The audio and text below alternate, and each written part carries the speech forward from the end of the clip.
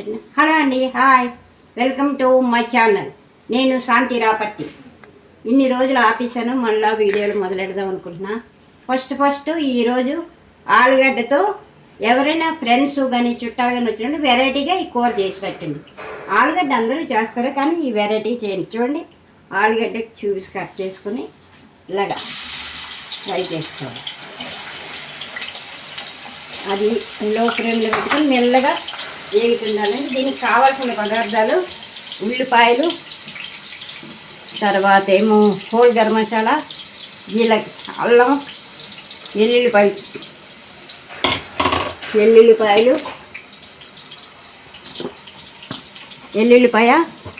జీలకర్ర ఇవన్నీ వేసుకొని మిక్సీ పెట్టుకోవాలండి. ఉల్లిపాయలు, అల్లం వెల్లుల్లిపాయ పేస్ట్ ఉన్న వేయకూడదండి, విడివిడిగా ఇది పెట్టాలా. హోల్ గరం మసాలా, జీలకర్ర వేసి మిక్సీ పెట్టాలి. అన్నీ వేసి రుబ్బినట్టు ఈ కలర్ వచ్చింది. ఈ కలర్ వచ్చే కాకపోతే ఆలుగడ్డ ఈ టైంలోనే తీసేయాలి. ఇంకా గట్టిగా అయిపోయామనుకోండి, గట్టిగా అయిపోతే తినడానికి రాదు. కొన్ని జీడి పలుకులు కూడా వేయించుకున్నాం.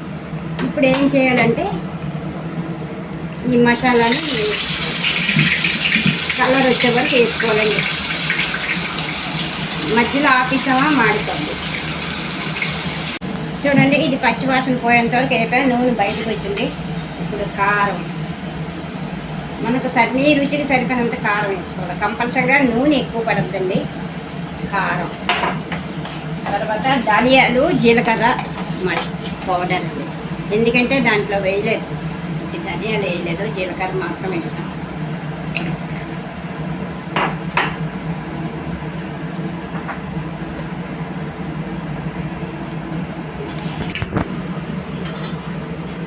ఇది గసగసాలు, నువ్వులు, జీడిపప్పు కలిపి రుబ్బిన పేస్ట్. ఇది వేసుకున్నా ఒకటే, లేదంటే నేను వాడుతాను కనుక వేసుకోకపోయినా పర్వాలేదండి. చూడండి కలర్ ఎలాగొచ్చిందో, ఇలా వేస్తూ ఉంటే వస్తుంది. అది ఇప్పుడు సాల్ట్ వేసుకోండి. ముందే సాల్ట్ వేసామనుకోండి గట్టిగా అయిపోద్దండి. ఇవన్నీ వేసిన వరకు ఉండవు. ఇప్పుడు చూడండి మనకు తగ్గట్టు సాల్ట్. ఇవాళ లక్ష్వరం కదండి, ఓ పక్కన సాంబారు, ఓ పక్కన ఆలుగడ్డ కూర. పిల్లలు ఇంటి దగ్గర ఉన్నారని ఇవాళ ఇవ్వండి. బాక్సులు పొద్దుటే వెళ్ళిపోయేవి. కానీ ఇప్పుడు ఇక చూడండి, ఈ జీడిపప్పు, ఈ ఆలు అన్నీ పడతాయో లేదో తెలియదండి, చూసి వేస్తాను. ఎందుకంటే పేస్టే ఎక్కువ ఉండాలండి ఆలు కంట. ఉల్లిపాయలు ఇంట్లో లేదండి, కొన్ని ఉన్నాయి, అందుకని అంతవరకే వచ్చాయి. బాగానే వచ్చిందండి. ఇంకా కలపాల. ఎవరైనా స్పెషల్గా తినని రోజులు, మనం మాంసం చేపలు వండుకునే రోజులు వాళ్ళు వస్తారు చూడండి, వాళ్ళకి కూడా ఇది మాంసం అన్నట్లు ఉంటుందండి. వచ్చిన ఫ్రెండ్స్కి కానీ ఎవరైనా తెలియని వాళ్ళు ఎవరైనా గమ్మున వచ్చినప్పుడు తిన్నోళ్ళకి ఇవి చేసి పెట్టచ్చు. చూడండి, ఈ మాదిరిగా వచ్చింది.